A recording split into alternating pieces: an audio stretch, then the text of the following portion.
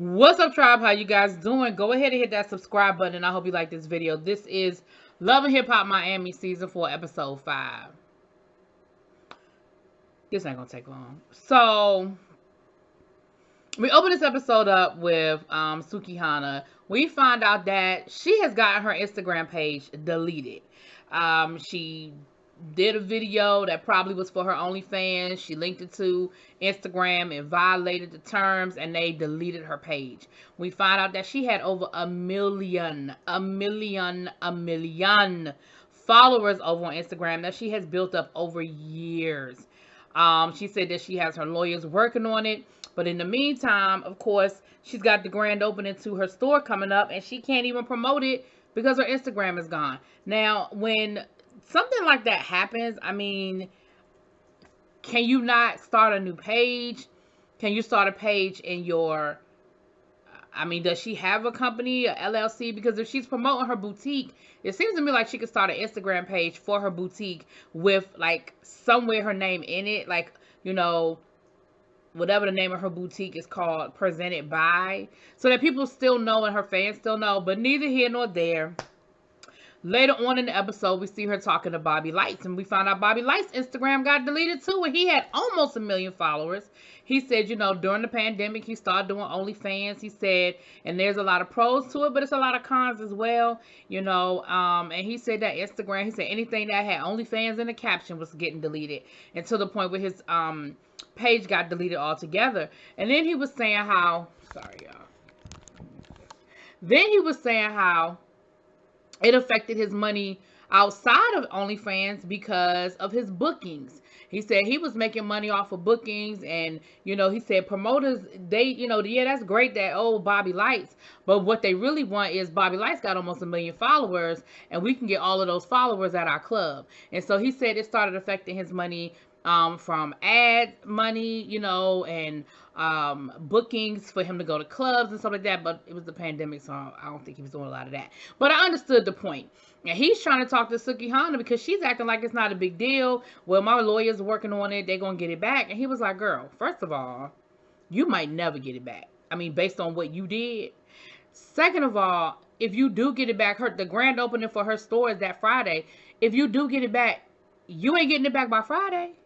He was like, you really need to figure something out, because how are you going to promote your store? How are you going to promote the grand opening if you can't, if nobody knows it's going to be there? Now, again, like I said, there are a million other ways to promote. Like, there is life, you know, anyway, whatever, but okay. So then we see her meet up with her cousin. You know, he getting ready for the grand opening. He's all excited. And she's letting him know that there isn't going to be a grand opening. And he's like, what do you mean there's not going to be a grand opening? She was like, listen, if I'm going to do this, I'm going to do this right. I put a lot of money into this, which makes sense. She said, and so I don't want to have a grand opening until I can promote it the way I need to promote it. So I'm postponing it. And she didn't say until when. She didn't say, oh, I'm postponing it until I can get my Instagram back. She didn't say I'm postponing it until I can start a new Instagram. She just said, I'm postponing it and you'll be all right. Now, mind you, this is the same cousin that moved down to Miami from Atlanta, quit his job because he's going to be the manager of her new boutique. And he was like, girl, what do you mean? Like, he was like, you take everything for a joke and everything is not a joke. Like, I got bills too. And you just basically are like, yeah, it ain't happening. You're not telling me when it's going to open. You're not saying, okay, I'm going to take care of you in the meantime. Like, nothing. And you know that I legit, like, quit my job to come down here and work for you. And she's acting like it's not even a big deal. Well, my mother told me to hire him and he'll be all right. He just need to chill out and understand that, you know, it's my money and I need to, you know, do my money the right way. And I respect that, but you also have to respect that you got this guy, your family, who moved, not just quit their job, but quit their job and moved so that they could do this for you. I just feel like it was a better way she could have handled that conversation. I understand why she's postponing it, but I feel like there was a better way to handle the conversation.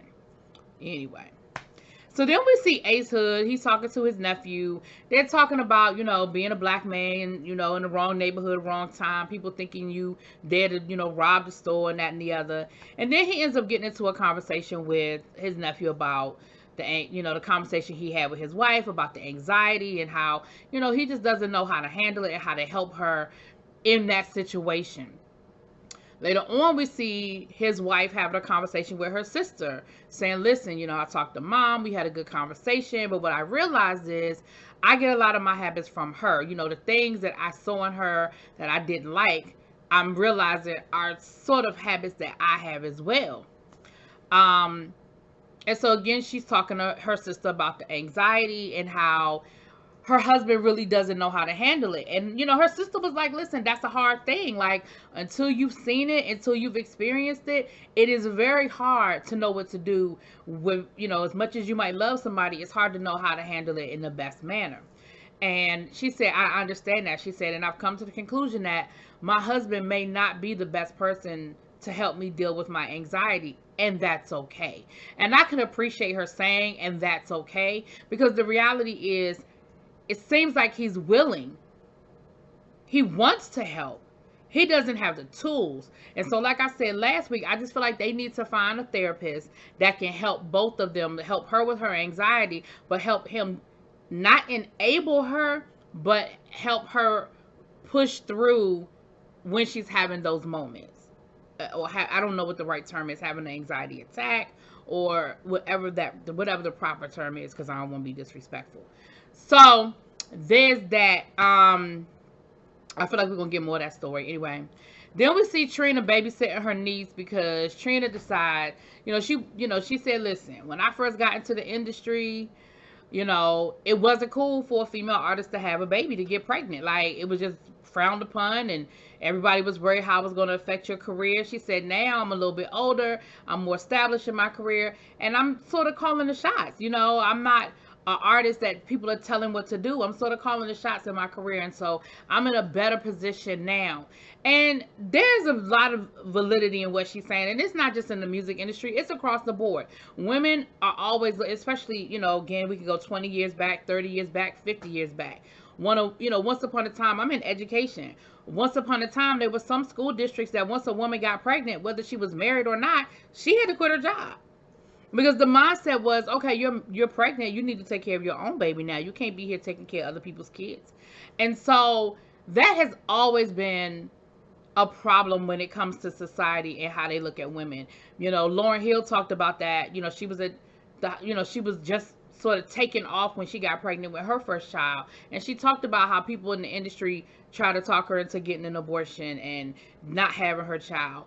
Toni Braxton talked about in her book, she talked about the fact that she had an abortion when, at the beginning of her career, because again, it was, oh my gosh, what are you going to do? And I'm sure there are a lot of other stories that are, escaping me now, of women who felt they had to make that decision. Cardi B, with her first pregnancy, that's what everybody said. Oh my gosh, it's a mistake. What is she gonna do? She's stupid for having a baby. Look at, all this success that she's having. And so but they never say that to a man. They never say to a man, oh my goodness, you can't do this. And so there's some validity to that. But, of course, it was her trying to take care of this baby, honey. And it was a whole moment. It was a whole situation. So then we have this situation with Flo and her sister and her husband. Let me tell you something. I'm whooping both of their ass and I'm starting over. Because she's at the restaurant. She said, listen, we are taking a break. He's staying with a friend. I'm staying at the house with the kids.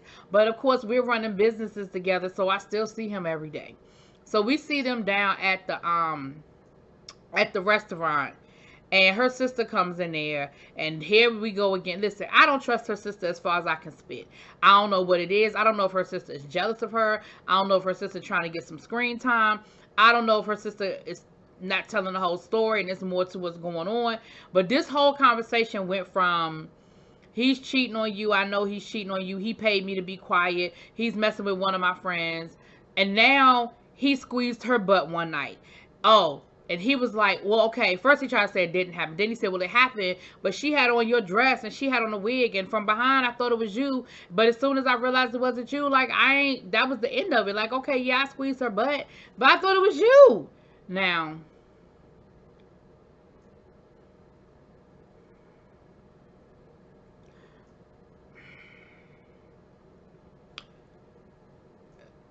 then they get to arguing, and the sister is screaming and hollering at him, telling him he need to come clean, and he ain't shit, and he ain't this, and he ain't that, and what he did to her sister, and her sister needs to break up with him, and she throwing stuff at him, got security out there and everything. And I was like, me think she protests too much. It is more to this story.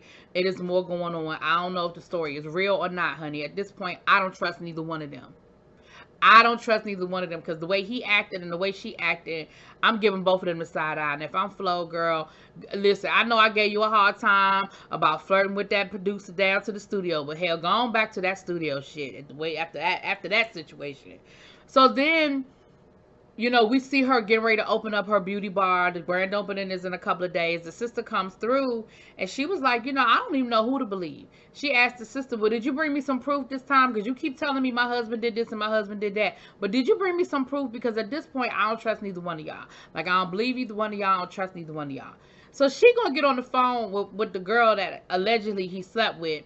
And she told some story about being in the VIP at the restaurant, and him talking about how she's never home and he always home with the kids, and she's out touring and she's doing this and doing that, and he's lonely. And she said, the next thing I know, I'm assuming she said he gave her oral. She was like, there wasn't any penetration, which I know doesn't make it any better, but that did happen. Listen, again, I'm gonna say this about that. It might very well be true, but I'm about 50-50 on it. Like, a part of me feel like her sister talked this woman into telling this story. But here's where Flo pissed me off.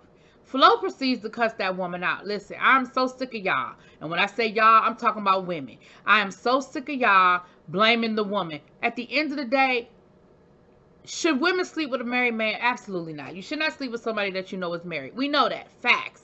But at the end of the day, them women didn't make no promise to you. He did. So she starts cussing the girl out, calling her all kinds of bitches, and telling her what kind of, what she can do and how she can go there. Then she proceeds to break her sister's phone, which I'm okay with her breaking her sister's phone, because I feel like her sister is some shit. I'm okay with that part. But at the end of the day, I'm sitting here like, girl, did you really just cuss this woman out and break your sister's phone because she told you about your husband giving her oral down to the VIP at y'all restaurant? Ma'am, she didn't even say I went down on him. She said he did something to me, but there was no actual penetration. And then she gonna say, why didn't you tell me? What? Why would she call you and tell you? Y'all, I don't even know what to do with that story. I really don't know what to do with that story.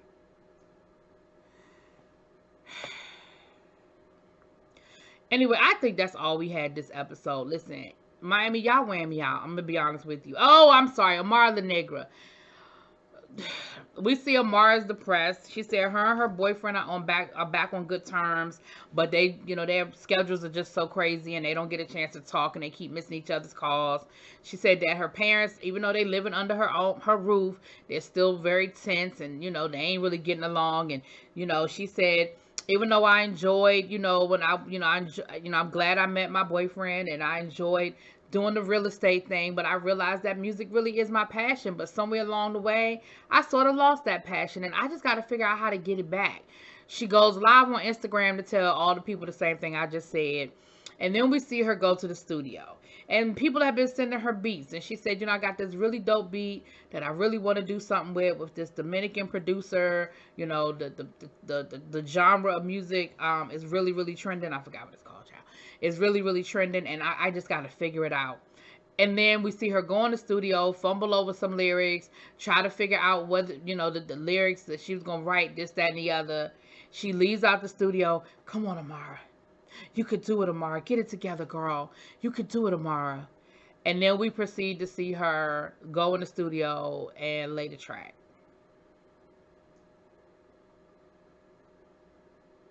Y'all let me know what y'all think, honey. I'll talk to y'all later. Peace.